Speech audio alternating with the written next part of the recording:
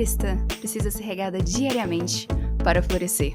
É por isso que em nossos episódios vamos estar conversando sobre como podemos fielmente nos apegar ao nosso Criador para florescermos em meio ao mundo caído. Então, por isso, seja bem-vinda ao podcast Fé e Tulipas. Sejam super bem-vindos a mais um episódio do podcast Fé e Tulipas. Hoje a gente vai estar conversando com o Eric Metaxas. Ele é autor best-seller do New York Times e formado pela Universidade de Yale nos Estados Unidos. Também escreveu livros como a famosa biografia de Bonhoeffer, de Martinho Lutero e as coletâneas 7 Homens e 7 Mulheres. Seus artigos também foram publicados no Wall Street Journal, no New York Times e também como comentarista na CNN, na Fox News e em outras emissoras. Ele é considerado um dos maiores intelectuais públicos dos Estados Unidos. E hoje ele vai estar nos mostrando sobre a importância dos cristãos estarem presentes nas esferas públicas e políticas, sobre os maus que estão tentando calar os cristãos e sobre como nós podemos falar de Cristo, a nossa cultura e muito mais. Então, pega o seu café ou um chá e vem aproveitar com a gente essa conversa. Muito obrigada por estar aqui com a gente hoje. Eric, thank you so much for being here with us today. It's my honor. É a minha honra, obrigado. Com certeza. Então, para a gente começar, você pode contar um pouquinho sobre você e do seu trabalho como um escritor e um intelectual público? So, would you mind telling us about yourself and your work as a writer and a public intellectual? I'm definitely complicated and difficult to sum up. I think many people know me as a writer, but many people know me as a broadcaster, an interviewer, comedian sometimes, so I'm a little confusing. Sim, é complicado. É difícil resumir o meu trabalho e quem eu sou. A maior parte das pessoas me conhece como um escritor, mas também muitas pessoas me conhecem como um comunicador, alguém que realmente entrevista outras pessoas e tem esse trabalho na mídia. I think some people know me mainly as the author of the book on Dietrich Bonhoeffer. So they think of me as very serious. And of course I have that side, but I have another side, which I like to joke a lot. So I think I've confused some people over the years. Sim, eu tenho um lado sério que a maior parte das pessoas me conhecem por ter escrito aquela biografia de Dietrich Bonhoeffer, que inclusive tem em português. E eu tenho esse lado sério, sim, mas eu também tenho um lado mais brincalhão, um lado mais descontraído, que é das pessoas que me conhecem via o meu trabalho de comunicador. Isso é ótimo para a gente conhecer melhor. Então, como um intelectual público, você pode contar um pouco para a gente sobre por que você acha que cristãos devem estar engajando nas esferas públicas? And Eric, as a public intellectual, would you mind talking to us? Why do you think Christians should be engaging in the public square? I think sometimes Christians focus too much on religion when we should be thinking about truth. When you're thinking about truth, truth touches everything. So many times we think our faith should be just talking about theological issues, but ultimately what we're really talking about is truth, and truth has to touch every subject. Olha, eu realmente acho que é muito importante essa pergunta, porque, na verdade, nós como cristãos, a gente não deveria estar só falando sobre religião, é para a gente estar falando sobre a verdade. E a questão da verdade toca em cada um dos assuntos que existem. Ela não diz respeito somente às questões teológicas, a gente não pode ficar só discutindo essas questões e esquecendo de outras. Quando a gente se foca na questão da verdade, isso diz respeito a tudo que existe, toda a realidade. I would continue to say that this has become a big issue for me, that there's no such thing as Christian truth. There's only truth. And truth inevitably affects everything. And we as Christians have to understand that what we believe, because it is true, it will touch everything. So the only question is, how do we go about communicating? But whether we should stay in our little corner, that shouldn't be an option. Olha, e isso tem sido um assunto muito grande para mim na minha vida, porque eu acredito que não existe uma verdade cristã, existe simplesmente a verdade, e ela é a verdade para tudo. E como nós acreditamos que a fé cristã é verdadeira, então ela diz respeito a tudo e a todos. Isso eu acho isso realmente sério, porque a gente não tem nem que pensar que deve ser uma opção a ideia da gente ficar numa esquina sozinhos. Sim, isso é ótimo. E também você já escreveu vários livros de biografias, de homens e mulheres que foram extremamente corajosos, como você tinha mencionado Bonhoeffer, Lutero e outros que nós temos em português. Então, como que você acha que a vida dessas pessoas, o testemunho delas também, nos impacta para a gente viver para Deus no século XXI? And you have written several biographies of courageous men and women like Bonhoeffer, as you mentioned, Martin Luther, William Wilberforce, and some of those biographies we have in Portuguese. So would you mind telling us why do you think that when we understand their lives, we can be impacted on how to live for God in the 21st century? I think that because we're made in God's image and because God is a person, God communicates to us through personalities. In other words, it's not just ideas, but when we see the life of someone in a way, that's the best way for us to understand how to live. Sim, olha, uma coisa que eu acredito é que Deus se comunica conosco, porque Deus é uma pessoa, ele se comunica conosco melhor através de personalidades. Então, eu acredito que o exemplo de outras pessoas, de outras personalidades, nos ajuda a ensinar, é a melhor maneira de ensinar como viver. And when Jesus came to earth, he didn't come and hand out a book. He came and he lived among us, and his life is as much the communication as what he said. And it's important for us to understand that God communicates through people and through life. Sim, e uma das coisas que eu gosto de enfatizar é que quando Jesus veio e não imediatamente nos entregou um livro, mas ele veio e primeiro ele viveu no meio de nós, e a sua vida foi tanto um testemunho de Deus quanto as suas palavras. Ele nos ensinou como viver. So when I wrote my biographies, originally I really had no idea what I was doing. I just thought, these are important stories. I want to tell these stories of these heroes. But in retrospect, I realized the Lord was using me through the telling of these stories to communicate something about himself. Sim, e olha, uma coisa que na época que eu estava escrevendo essas biografias, eu não fazia ideia do que eu estava fazendo. Eu não sabia, eu achei que eu estava contando histórias que precisavam ser contadas.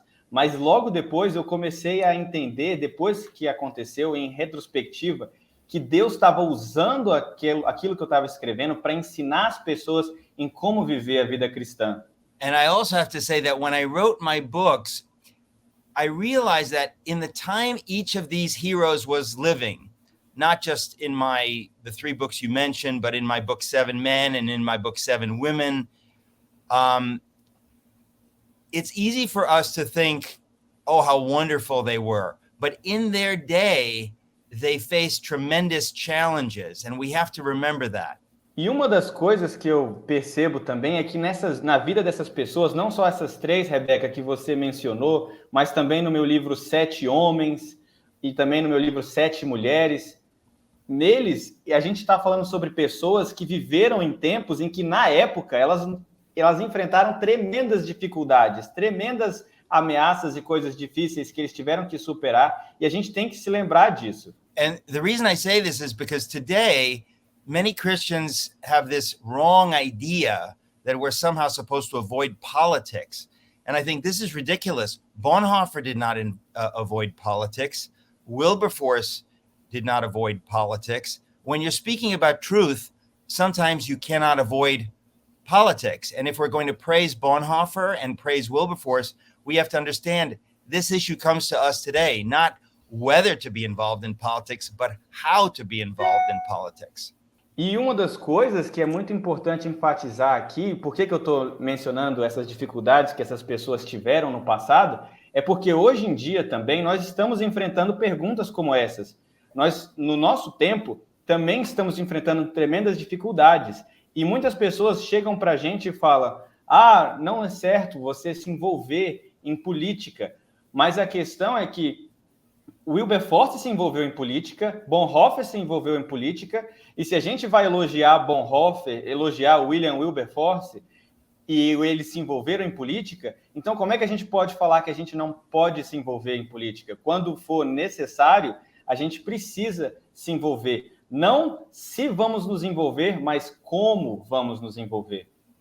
And I noticed that, this particularly affects young people. We have this idea that I want to be liked. I don't want to say something divisive, but in a way, truth can be very divisive, and you have to realize that truth is beautiful. So if somebody chooses to be offended by it, in a way, that's their thing. You have to have the courage to speak the truth in your generation, just as Wilberforce did, just as Bonhoeffer did. They were not popular in their time, but we praise them now because they had the courage to speak the truth. Sim, e olha, eu entendo que realmente essa questão é uma questão que diz respeito muito aos jovens, porque os jovens, eles têm essa dificuldade, às vezes, de falar, eles têm esse desejo de serem gostados, apreciados pelas outras pessoas, serem aceitos. Só que a verdade é que, muitas vezes, a verdade vai ser divisiva, muitas vezes ela vai te separar de outras pessoas. Bonhoeffer, William Wilberforce, eles falaram a verdade no seu tempo e eles não eram populares em suas épocas. Mas hoje nós elogiamos eles pela posição que eles tomaram no passado, nas suas gerações. Então, hoje também, muitas vezes, mesmo que seja difícil, nós também precisamos falar a verdade. A verdade é linda. Ela é aquilo que nós precisamos compartilhar. Com certeza. E na descrição do seu novo livro, que vai estar lançando no mês de setembro, você fala que você quer chamar os cristãos ao arrependimento pelo silêncio deles em face do mal, antes que seja muito tarde. Você pode explicar um pouquinho disso para a gente? And Eric, in the description of your new book that is coming up in September, you say that you want to call Christians to repent of their silence and fight in the face of evil before it is too late. So why is that?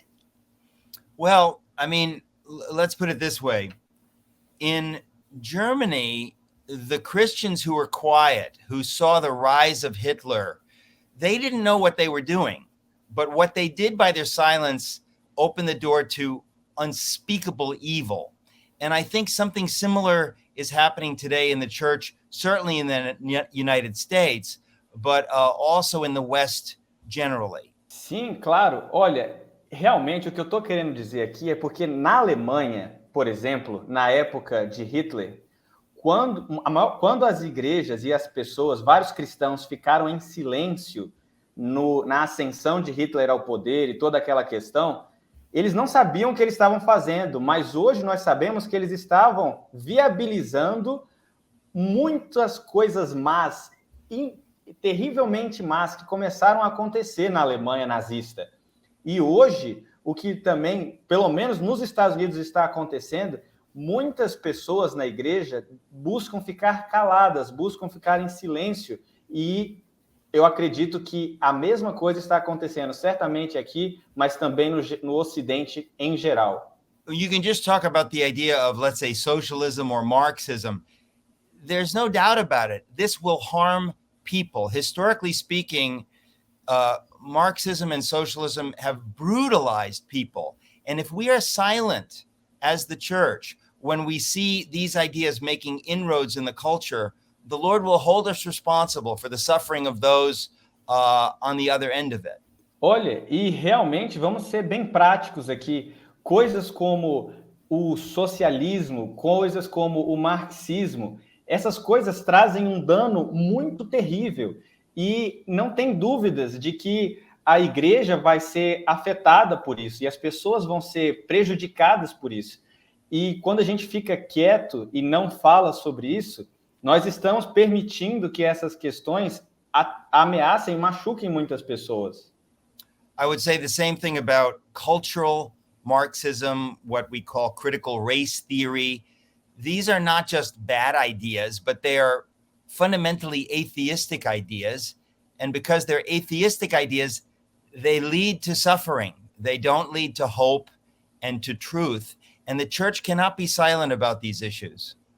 E eu diria a mesma coisa com relação à ideia do marxismo cultural e à teoria crítica da raça. Essas ideias não são apenas ideias ruins, elas são prejudiciais, são ideologias de base ateísta que trazem não só ideias erradas, mas também muito ferimento, muito machucado para a igreja e acaba ferindo muitas pessoas. Elas inevitavelmente levam ao sofrimento e à tristeza e à dor. E a igreja não pode ficar em silêncio com relação a esses males. And of course, one of the issues now has to do with sexuality and transgender. And I think if you really love people, you have to tell them the truth. You can tell them the truth in love, but you can't pretend that something that is very confused is a good thing. And I think when we're silent sometimes, we give the idea that we're approving of something or that we don't think it's worth commenting on. But if you care about people, you have to speak about those things. And the scripture is clear that the Lord made us male and female. And we say this not to be divisive, but to give hope to people who are very confused. E olha, uma das coisas também com relação a isso é a questão toda que está vindo hoje em dia de sexualidade e a questão dos transgêneros. Tudo isso a gente vê uma grande questão para a igreja responder, porque essas ideias elas são muito confusas e a gente sabe que nada de bom pode vir dessa confusão. E a Bíblia é muito clara com relação a isso, que Deus criou o homem macho e fêmea, homem e mulher.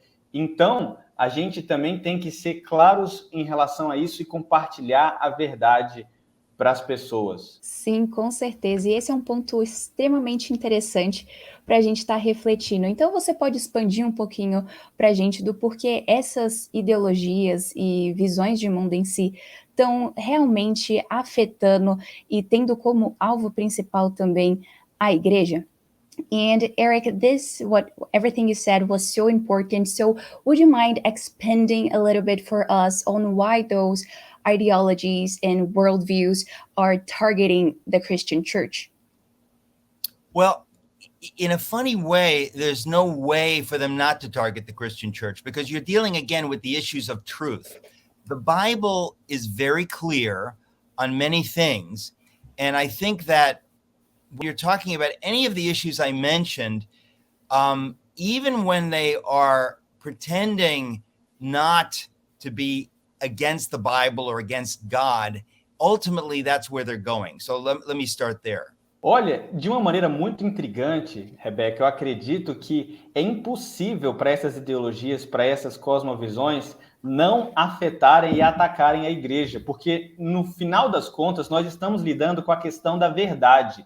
E então, como a Bíblia é muito clara com relação a todos esses tópicos que eu mencionei antes, como ela fala a verdade de maneira muito direta, é impossível para que essas ideologias e essas cosmovisões não ataquem a igreja cristã, porque elas estão em colisão, elas não podem ser verdade ao mesmo tempo. It's important to understand that the only reality, the only truth comes from God. God created the world and he is truth. And when you have ideologies pretending, well, we don't need God, we're going to create our own thing, nothing good can come of it. They're making up things out of thin air and they're expecting maybe that we're not going to mention this or we're not going to notice this. But I think we have to point it out. Olha, e realmente essas ideias, essas ideologias, elas todas estão trazendo as coisas, como elas são baseadas em uma ideologia sem Deus, eles querem criar sua própria verdade sem Deus, eles acabam colidindo essas ideias e criando, o que eles querem realmente é trazer ideias sem Deus e eles pensam que a gente não vai perceber que elas não têm Deus e que não tem verdade nisso. Mas nós temos que ser corajosos e apontar de que não existe verdade nessas ideias e falar. Well, to give an example, racism.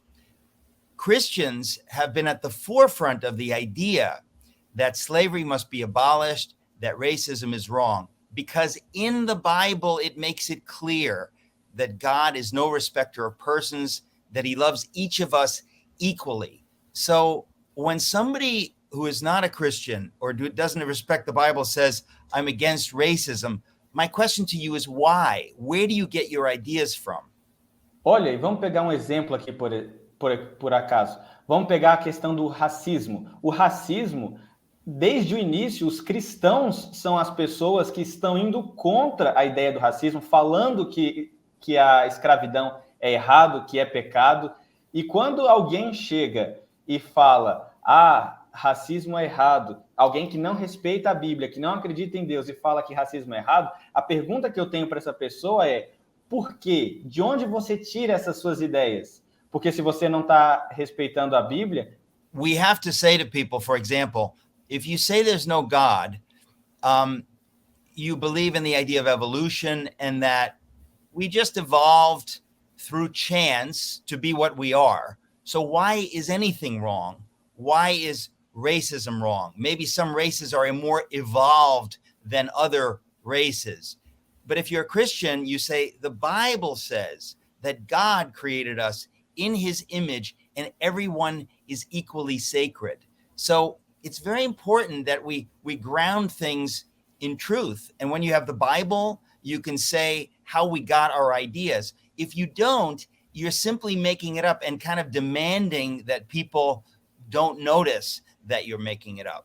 E é realmente essa a questão. Porque se as pessoas não acreditam, vamos supor, uma pessoa que é contra o racismo, mas ela não acredita em Deus, ela acredita na evolução, acredita que as pessoas simplesmente evoluíram, mas aí a questão fica, então como saber se uma raça não está mais evoluída do que outra raça, se ele não tem como explicar o porquê as pessoas são iguais e têm valor e dignidade? Nós, cristãos, podemos apontar para a Bíblia e falar, a Bíblia diz que todos nós fomos criados à imagem e semelhança de Deus. E isso é que faz a diferença, porque nós temos a verdade, a fonte da verdade para apontar para outras pessoas. E essas outras pessoas, os ateus que não acreditam na Bíblia, eles não têm como mostrar essa base de verdade, eles só estão inventando as coisas. E a gente tem que mostrar para eles que eles estão inventando. I guess I would say even the same thing about the idea of freedom, that we should respect other people, that we can govern ourselves. These ideas ultimately come out of the scripture. And I think we have to be honest about it because we're living in a time where people are very, very ideologically confused. And we want to be clear that if we're going to respect other people, those ideas ultimately come from the Christian faith. There's no way around that, and we have to be honest about that. Olha, eu diria a mesma coisa com relação à ideia de liberdade, a ideia de que nós podemos governar nós mesmos, de que todas as pessoas deveriam ser tratadas de forma igual e respeitosa.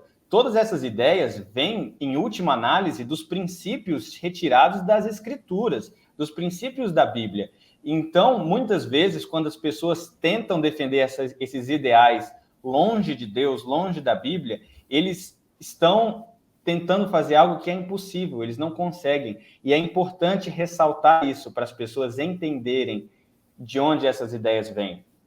Sim, com certeza. E o que você acha que iria acontecer se cristãos se levantassem na esfera pública e se levantassem também para, de uma forma bíblica, estarem engajando na cultura? And what do you think would happen if Christians would take a stand to, in the public square, and to biblically engage the culture?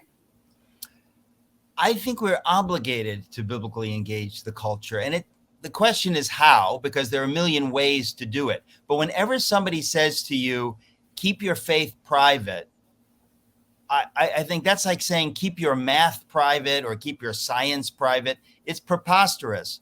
Faith touches everything. And if we believe Jesus is Lord and he gives us hope for our lives and for the future, how can we be silent about it? I think we have an obligation joyfully to bring our biblical faith into every sphere of life and to see that lives will be changed and people will be blessed, not to believe the lies that people want us to shut up. Someone may want you to shut up, but most people are hungry for these things. Olha, essa questão, eu acredito que nós somos biblicamente obrigados a engajar a cultura. Nós temos que engajar a cultura compartilhando a verdade. Agora, a pergunta é como? Essa é a grande questão, porque existem mais ou menos 1 milhão de maneiras em como a gente poderia estar engajando a cultura. Mas a verdade é que nós precisamos engajar a cultura. A Bíblia nos exige isso, que nós possamos falar a verdade para essas pessoas. E a gente não tem que acreditar na mentira de que as pessoas vão tentar compartilhar conosco, de que as pessoas não querem ouvir aquilo que nós temos a dizer. Isso não é verdade. Alguém pode ser que não queira que você fale, mas a maior parte das pessoas estão com fome, com sede de ouvir a verdade da Bíblia. E então a gente tem que compartilhar, entender que a verdade da Bíblia é boa. Com certeza. E como que você acha que cristãos podem vencer o medo de serem rejeitados pelo mundo e até mesmo cancelados? And in light of that, how do you think Christians can overcome the fear of being rejected by the world and even canceled? I've been canceled in some ways, and I think people make too much of it. You know, in life, the older you get, the more you realize life is short, and life is too short to worry about what everyone thinks. You have to do your best, and you have to worry about what God thinks. And when you worry about what God thinks, and you really love people, and you really share things from your heart, you will notice that many people are longing for this. Most people, especially as you get older, they're really wondering, does life make sense? Does life have meaning? And the only real meaning you can find in life comes from Jesus, comes from the scripture, comes from the Christian point of view. I think we have to understand more people are hungry for this than are closed to it. Olha, e isso é interessante essa pergunta, porque em alguns respeitos, em alguns aspectos, eu fui cancelado e fui rejeitado em alguns locais, em alguns círculos. Mas essa questão de ficar com medo de ser rejeitado, com medo da opinião dos outros, eu acho que as pessoas exageram muito a importância disso. Eu acho que, principalmente ao passo que nós vamos ficando mais velhos, nós vamos começando a perceber que a vida é curta e que nós precisamos usá-la ao máximo da maneira certa. Quanto mais velho nós vamos ficando, mais a gente percebe que a importância que a gente dá para a opinião das outras pessoas é demais, é exagerada. E, na verdade, o que nós deveríamos estar preocupados é com a opinião de Deus. O que Deus quer dizer? O que Deus pensa de nós? Como que Ele está nos enxergando? E aí, quando a gente compartilha a verdade, as outras pessoas estão olhando, elas estão nos observando. Se nós falarmos a verdade, se nós vivermos para algo maior, com propósito, com significado, porque é isso que eu acredito que o sentido da vida, o propósito é encontrado em Jesus, nas Escrituras, na maneira como Deus nos explica a verdade.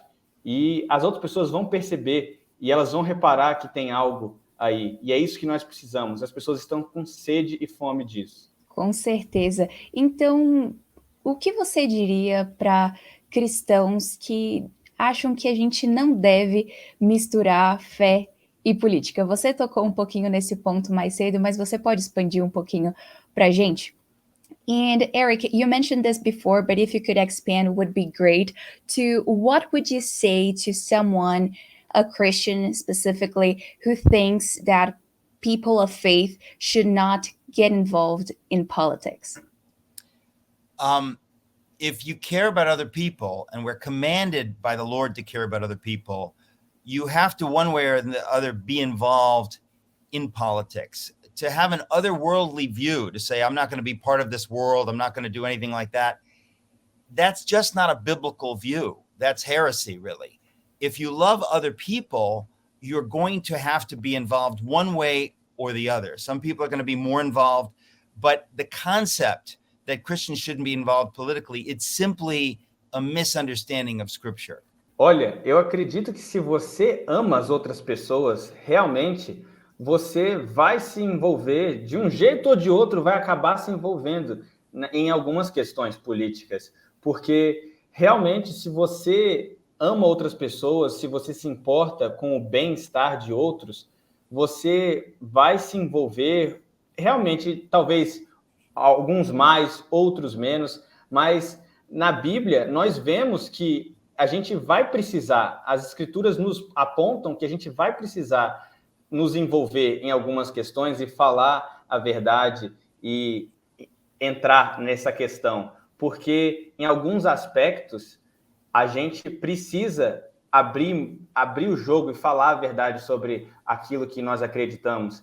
E às vezes as pessoas, quando elas falam que não, nós não podemos nos envolver, essa ideia de que é proibido, de que a gente não é para ficar preocupado com esse mundo, só ficar preocupado com o próximo e nada de se preocupar com esse mundo na maneira de amar outras pessoas, eu acho que isso não é bíblico, eu acho que isso é até heresia, isso daí é um mau entendimento das escrituras. Se a gente ama outras pessoas, a gente vai ter que se envolver de um jeito ou de outro. So if you care about the unborn, if you care about the poor, if you care about people who are confused about their sexuality, they're struggling, you want to help them because the Lord wants to help them. And sometimes this means being political. We're all called to different things. But I think to be silent is really to say, I don't care. I just don't want conflict. And the Lord doesn't call us to avoid conflict. He calls us to love people.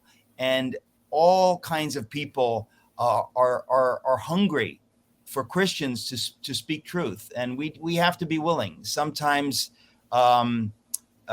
it can be contentious or difficult, but it doesn't have to be. We don't need to seek out trouble and argument. But I do think we have to be bold about our faith.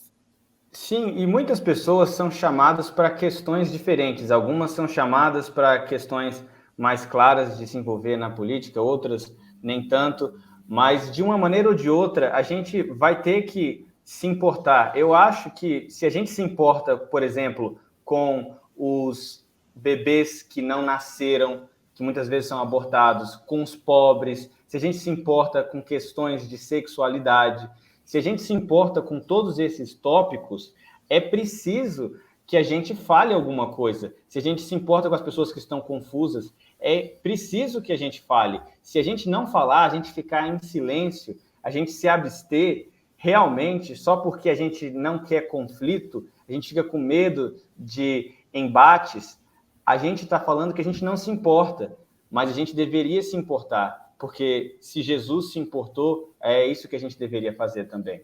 Com certeza. E para nossa última pergunta, você pode falar para a gente como você encorajaria crentes a serem testemunhas ousadas e corajosas no nosso mundo hoje?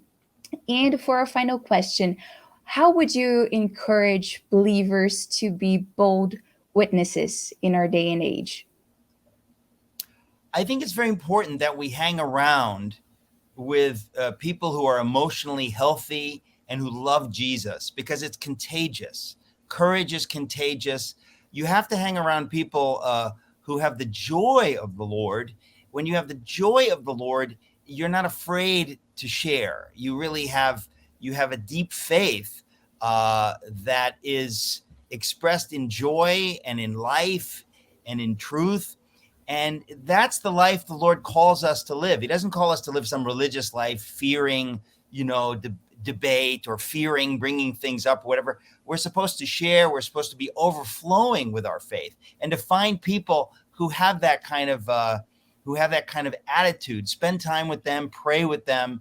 I really think that that's the only way to live.